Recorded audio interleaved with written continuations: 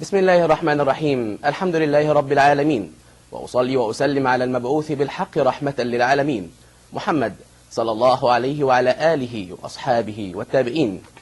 أعزائي المشاهدين، أهلا وسهلا بحضراتكم في أولى برنامجكم لذلك كان يسر.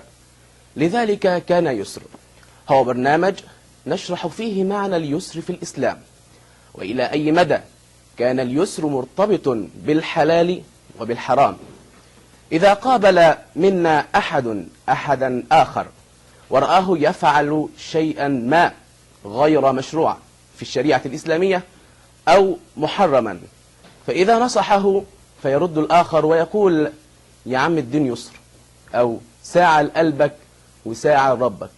أعزائي المشاهدين، في هذا البرنامج نشرح كيف كان اليسر مرتبط بالحلال وبالحرام، وإلى أي مدى كان الحرام يسر على الإنسان كما كان الحلال يسرا أيضا على الإنسان.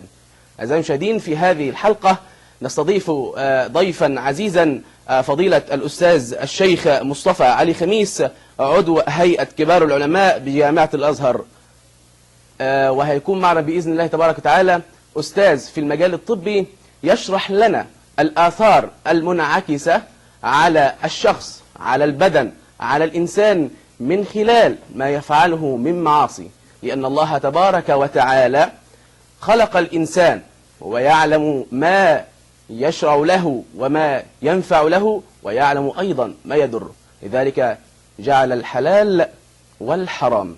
أستاذنا أستاذ الدكتور عبد العظيم زاهر، أستاذ الجراحات بكلية طب جامعة عين شمس، أهلا وسهلا بحضرتك يا دكتور. أعزائي المشاهدين، بعد الفاصل نواصل مع ضيفنا الكريم، ضيفين الكريمين، ونعود بإذن الله تبارك وتعالى. فاصل ونعود.